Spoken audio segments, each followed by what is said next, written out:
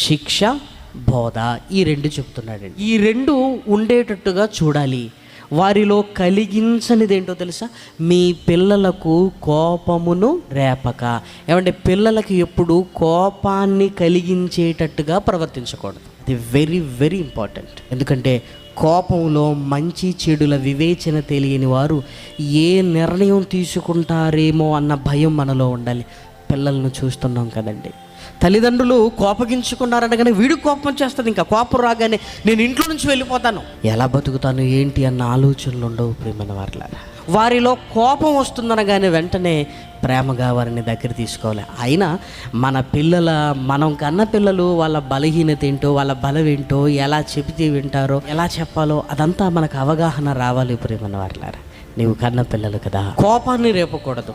ఇది వారిలో కలిగించకూడనిది, వారి హృదయములో పెట్టేది. వారి హృదయములో పెట్టవలసింది శిక్ష, బోధ. ఎప్పుడైతే కోపాన్ని మనం రేపుతున్నామో, ఏదైతే వాడిలో బయటకు వస్తుందో అదే ఎక్కువ అవుతుంది.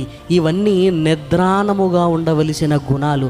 మనం నిద్ర లేపినట్టుగా కోపాన్ని రేపుతున్నాం అనుకోండి, అదే ఎక్కువగా మారిపోతుంది. ఆ కోపంతో ఎన్నో నిర్ణయాలను తీసుకుంటాడు ప్రియమైన వారలారా.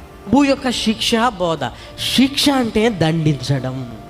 ఎందుకు శిక్షించమంటున్నాడో, శిక్ష మనిషిలో భయాన్ని కలిగిస్తుంది.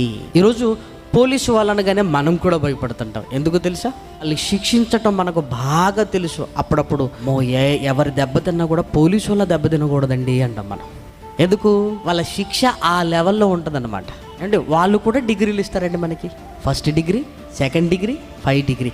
పీజీకి వెళ్ళామంటే ఇంకా పనికి రాము అని దాని అర్థం. నడవటానికి లేవటానికి కూడా డిగ్రీతోనే 1st ఇయర్లోనే కంప్లీట్ చేసుకున్నాం అనుకోండి, బెటర్. వాళ్ళు శిక్షించటంలో డిగ్రీలు ఇవి. అందుకే ఇవి మనకు తెలియగానే ఏదో ఒక భయం మనలోకి వచ్చేస్తుందండి, ఏదో ఒక భయం. ఎందుకంటే వాళ్ళు శిక్షిస్తున్నారు కనుక. శిక్ష మనిషిలో ఏం కలిగిస్తుందంటే భయాన్ని కలిగిస్తుంది. బోధ మనిషిలో భక్తిని పుట్టిస్తుంది.